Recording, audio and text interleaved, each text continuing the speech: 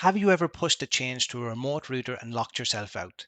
Today I'll show you Cisco's config, rollback and revert timer feature. Think of it as an automatic undo button for your network changes. We'll test it on this simple lab and show you how it works. Let me paint you a picture of a real world scenario. It's 10 p.m. and you're implementing an out of hours change. You've been granted a 5-minute outage and the data center is a 30-minute drive away. You paste your changes into the terminal, press enter, and suddenly the terminal freezes.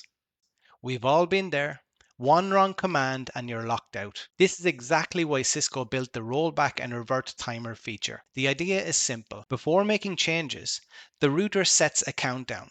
If you don't confirm in time, it automatically rolls back to the previous good configuration. You get to test your changes with confidence, knowing the router will undo your mistake if things go wrong. Here's the topology. I have a jump server on the left, IP 172.16.10.110. From there, I connect into the core switch, and that gives me access to my edge router, ZFN-R1. On gigabit 0/2, the router is using 10.0.10.1, and that connects me out to the internet. I'm consoled into router 1, but we will be testing connectivity from the jump box with a continuous ping while we make our changes. So let's take a look at the configuration. From global configuration mode, archive. This enters the archive configuration submode. Path // backup. By setting this path, every archived configuration will be saved in flash memory with file names that begin with the word backup. End to go all the way back to privileged mode. Archive config. This creates an immediate copy of the current running configuration in the archive path we've just defined. Configure replace // and we'll just do a question mark here to look for that file. And we can see in the flash directory here that configuration that we've just backed up. So we'll copy that file name and paste into the command, and we will add force revert trigger timer 5. So this command is basically saying load and replace the current running configuration with the configuration in flash. Force applies it without asking for confirmation. Revert trigger timer 5 says if you don't confirm within 5 minutes after applying, the router will automatically roll back to that flash configuration. This is a safety net to prevent being locked out if the new configuration breaks the access. Before I press enter here, from the jump server, I'm just going to do a continuous ping to the LAN side interface of router 1. As you can see, the pings are successful. Let's jump back to router 1 and press enter. So I now have 5 minutes to make my changes and confirm the changes are correct. If that 5 minutes elapses and I don't confirm the configuration, the running configuration will be overwritten with the configuration from that flash file. So to emulate a break in the network, I'm going to enter interface gigabit 0/2 and shut down that interface. Let's jump back over to the jump server. As you can see here, the pings begin to drop.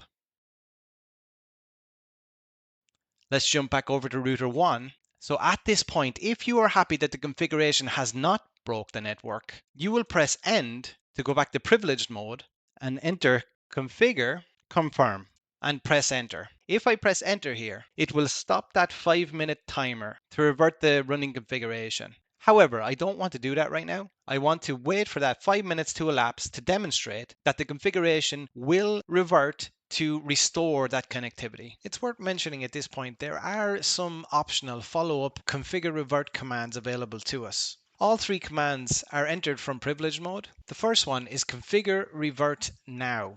If we enter this command, the router immediately rolls back to that saved configuration in flash. It's basically a panic button if things go wrong and you still have access to the device and you don't want to wait for that timer to elapse. The second command is configure revert timer and then the time in minutes. So what this command will do, it will basically reset or extend the revert timer countdown. For example, my timer is for 3 minutes, but if I need more time to test, I could extend it out by 10 minutes without starting over. The final command is the idle command. Configure revert timer idle 10.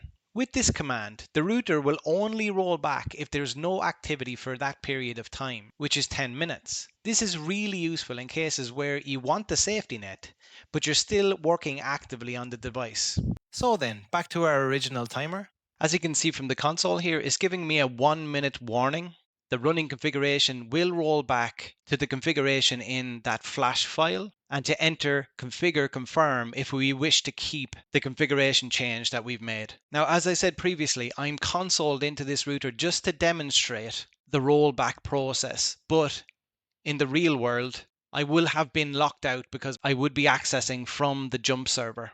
So as you can see from the terminal here, gigabit 0/2 is back up, and we'll just jump back to the jump server and the pings are successful again.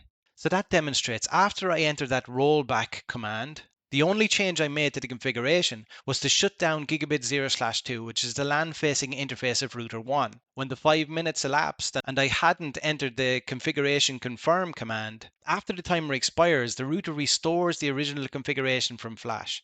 Gigabit 0/2 comes back up and you can see the pings replying again. That's the revert timer saving me from a lockout. If you like this video, don't forget to give it a thumbs up and hit subscribe for more Cisco Labs. I'll see you in the next one, folks.